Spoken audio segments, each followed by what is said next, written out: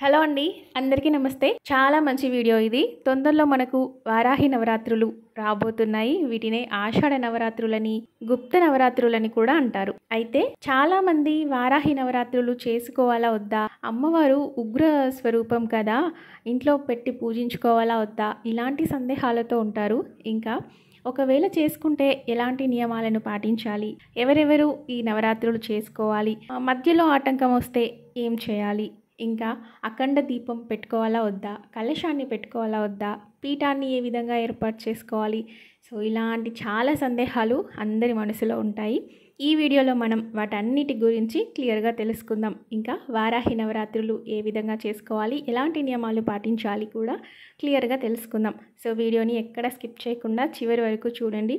నేను పూజ ప్రాసెస్ మొత్తం పెట్టలేదండి. లాస్ట్ ఇయర్ నేను చేసిన పూజని క్లిప్స్ రూపంలో, అంటే ఎవ్రీడే చేసుకుంటాను కదా, వాటిని నేను ఈ వీడియోలో యాడ్ చేసి మీకు వారాహి నవరాత్రుల గురించి కంప్లీట్ ఇన్ఫర్మేషన్ ఇవ్వడానికి ట్రై చేస్తాను.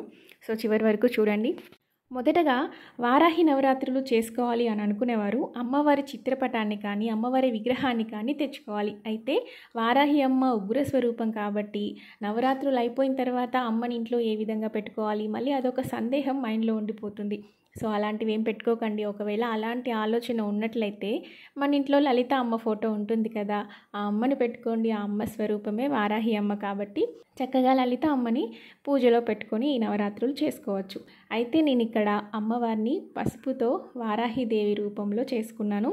వారాహిదేవి నవరాత్రులు చేసుకోవాలి అనుకున్న వాళ్ళు పూజ గదిలో ఒక పీఠాన్ని ఏర్పాటు చేసుకోండి. ఈ పీఠం ఎట్టి పరిస్థితిలోనూ 9 రోజులు కదిలించకూడదు. ఇది మొదటి నియమం, ఖచ్చితంగా గుర్తుపెట్టుకోవాలి.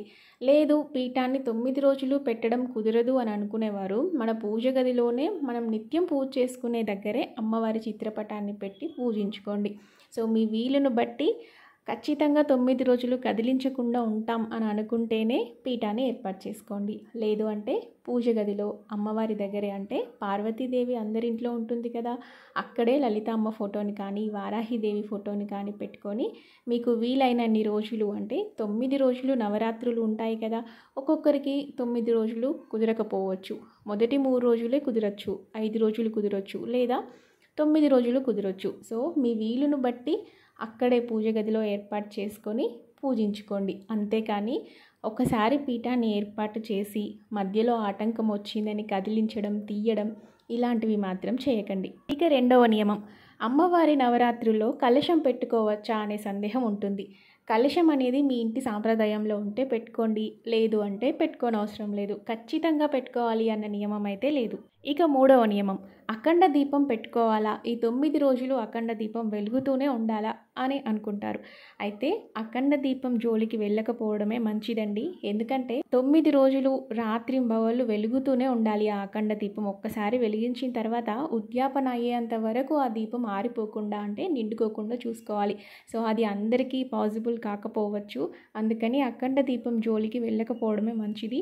ఉదయం సాయంత్రం 2 వేళలో మనం దీపారాధన చేసుకొని అమ్మకి షోడశోపచార పూజ చేస్తే సరిపోతుంది.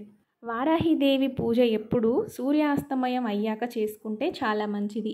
అమ్మవారికి మనం ఈ విధంగా పీఠాన్ని ఏర్పాటు చేసుకొని నవరాత్రులు చేసుకుంటున్నామంటే ఉదయం సూర్యోదయం కంటే ముందే పూజించుకోవాలి, తర్వాత సూర్యాస్తమయం అయ్యాక పూజించుకోవాలి.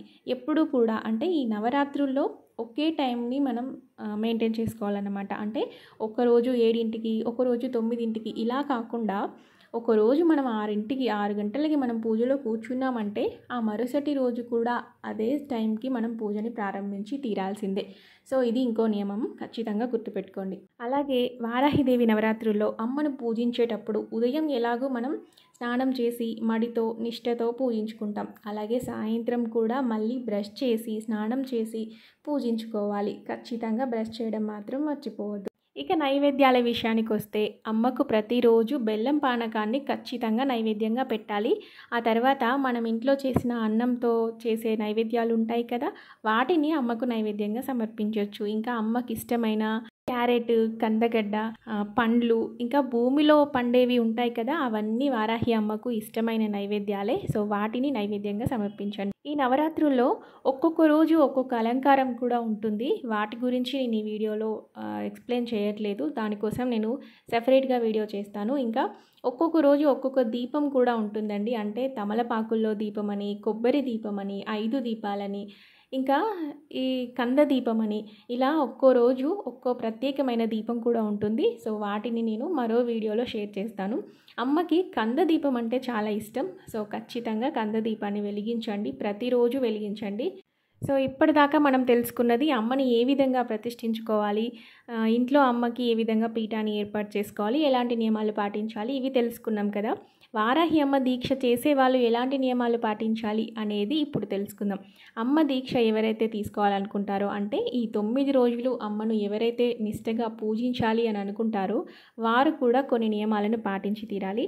అవేంటంటే, మొదటగా అమ్మ దీక్ష తీసుకున్నప్పుడు ఈ 9 రోజులు నిష్టగా ఉండాలి, మధ్యలో అస్సలు ఆపకూడదు. ఒకవేళ మీకు ఆటంకం ఉంది, 2 రోజులకే ఆటంకం వచ్చేలా ఉంది అంటే మొదలు పెట్టకండి, పీఠాన్ని ఏర్పాటు చేయకండి. నిత్య పూజ దగ్గరే అమ్మని తలుచుకోండి, పూజించుకోండి. అంతేకాని పీఠాన్ని ఏర్పాటు చేసి మధ్యలో ఆటంకం కలిగిందని వదిలేయద్దు.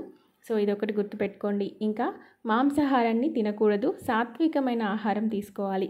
భూశయనం చేయాలి అంటే నేల మీద చాప కానీ అలా వేసుకొని పడుకోవచ్చు అన్నమాట. ఇంకా ఎట్టి పరిస్థితుల్లోనూ ఇతరులను దూషించకూడదు, అనవసరమైన మాటలు మాట్లాడకూడదు, ఎవరితో గొడవలకు పోకూడదు. ఇంకా ప్రతి క్షణం అమ్మ ధ్యానంలోనే ఉండాలి, అమ్మనే తలుచుకుంటూ ఉండాలి. చిన్నపిల్లల పైన అరవడం కానీ, వాళ్ళను కోప్పడడం కానీ, కొట్టడం కానీ చేయకూడదు.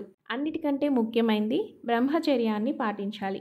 సో ఇవండి మనం పాటించాల్సిన నియమాలు. ఇంకా అమ్మకి ఏమేమి ఇష్టమో ఇప్పుడు తెలుసుకుందాం. వారాహిదేవి అంటే ఎవరో కాదండి, లలితాదేవి యొక్క సైన్యాధ్యక్షురాలు. ఇంకా వరాహమూర్తి యొక్క, మనకు నారాయణుడు వరాహస్వామి రూపంలో హిరణ్యాక్షుణ్ణి చంపాడు కదా, ఆ వరాహస్వామి యొక్క శక్తి రూపమే ఈ వారాహిదేవి.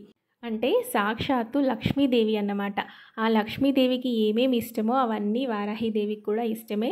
ఈ 9 రోజుల్లో ఒకరోజు కుంకుమార్చన చేయండి, చిట్టి గాజులతో మాల వేయండి, లేదా చిట్టి గాజులతో అలంకరించండి, అష్టోత్తరం చదవండి, పసుపు కొమ్ములతో అష్టోత్తరం చదవండి.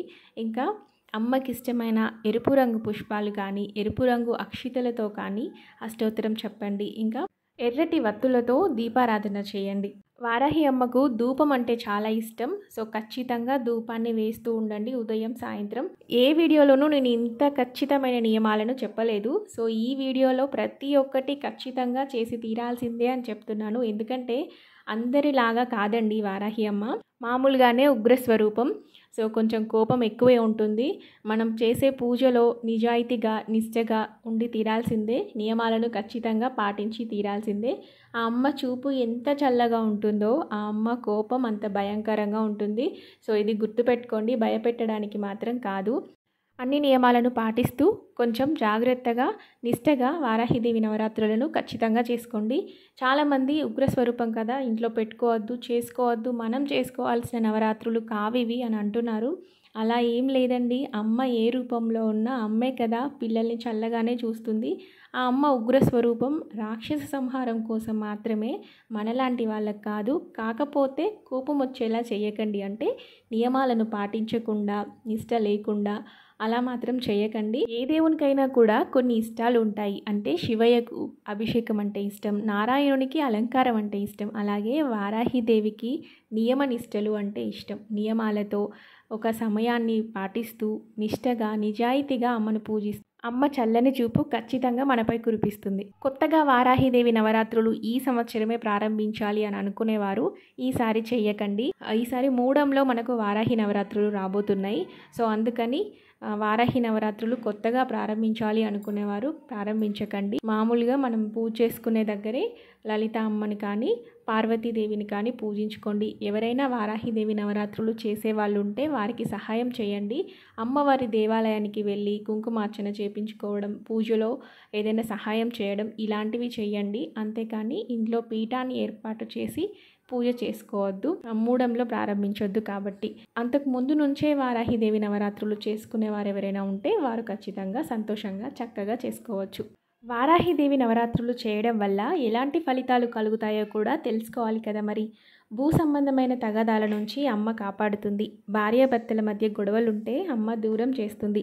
సొంత ఇంటి కలను నెరవేరుస్తుంది. సంతానపరమైన సమస్యలను దూరం చేసి మంచి సంతానం ప్రసాదిస్తుంది. ఎలాంటి శత్రువులనైనా కూడా అమ్మ దూరం చేస్తుంది. శత్రువులంటే ఇక్కడ మనుషులని కాదండి, మనలో ఉండే అహంకారాన్ని కానీ గర్వాన్ని కానీ అమ్మ దూరం చేసి మన సమస్యలను దూరం చేసి మనకు తోడుంటుంది. ఇంకా పాడి పంటలు చక్కగా వృద్ధిలోకి వచ్చేలా చేస్తుంది. ఎవరైనా మన మీద చేతబడి లాంటివి చేస్తారు కదా, అలాంటి వాటి నుంచి కూడా అమ్మ కాపాడుతుంది. ఇంకా ఎలాంటి ఆరోగ్య సమస్యలు ఉన్నా కూడా అమ్మ దూరం చేస్తుంది. మనస్ఫూర్తిగా ఎలాంటి స్వార్థం లేకుండా అమ్మను పూజించి చూడండి, మనకు కావాల్సింది అమ్మ ఖచ్చితంగా ఇచ్చి తీరుతుంది. ఒక చిన్న విషయం అండి, అమ్మవారి నవరాత్రులు చేసేటప్పుడు మొదటగా గణపతిని పూజించండి. గణపతిని కూడా మనం పూజలో పెట్టుకోవాలి. ఫస్ట్ గణపతిని పూజించి ఆ తర్వాతే అమ్మకి షోడశోపచార పూజ చేయాలి. మొదటి రోజు మాత్రం అమ్మని ఆహ్వానించి ఆసనం సమర్పించి అమ్మని అక్కడ కూర్చోపెట్టిన తర్వాత షోడశోపచార పూజ చేసుకుంటాం కదా. మరుసటి రోజు నుంచి ఆవాహన, ఆసనం ఇవన్నీ చెయ్యకండి షోడశోపచార పూజలో. ఆ తర్వాత నుంచి మనం కంటిన్యూ చేసుకోవచ్చు. మళ్ళీ చివరి రోజు అమ్మకి ఉద్యాపన ఏ విధంగా చేయాలి, ఎలాంటి నియమాలు పాటించాలి, అమ్మకు చీర, పసుపు, కుంకుమ, గాజులు పెట్టి ఏ విధంగా సాగనంపాలి, అలాగే నేను ఇక్కడ పూజలో పసుపుతో అమ్మవారిని చేసి పెట్టుకున్నాను కదా, ఆ అమ్మని ఏ విధంగా నిమజ్జనం చేయాలి, ఇవన్నీ నేను మరో వీడియోలో షేర్ చేస్తాను. ఆల్రెడీ వీడియో చాలా లెంత్ అయిపోయింది కాబట్టి వీటి గురించి నేను మరో వీడియోలో ఎక్స్ప్లెయిన్ చేస్తాను. సో చూసారు కదా, ఇదండి వారాహి నవరాత్రుల్లో మనం ఎలాంటి నియమాలు పాటించాలి, అమ్మని ఏ విధంగా ప్రతిష్ఠించుకోవాలి, ఎవరెవరు అమ్మని పూజించాలి అనేది. ఈ వీడియో మీకు యూస్ఫుల్ అనిపిస్తే ఖచ్చితంగా లైక్ చేయండి. మీ లైక్ వల్ల ఈ వీడియో ఇంకొంతమందికి రీచ్ అయ్యే ఛాన్స్ ఉంటుంది. సో ఎవరైనా మీకు తెలిసిన వాళ్ళు వారాహి నవరాత్రులు చేసుకునే వాళ్ళు ఉంటే వాళ్ళకి తప్పకుండా షేర్ చేయండి, వాళ్ళకి యూజ్ అవుతుంది. మరో మంచి వీడియోతో మళ్ళీ కలుద్దాం. Thanks for watching.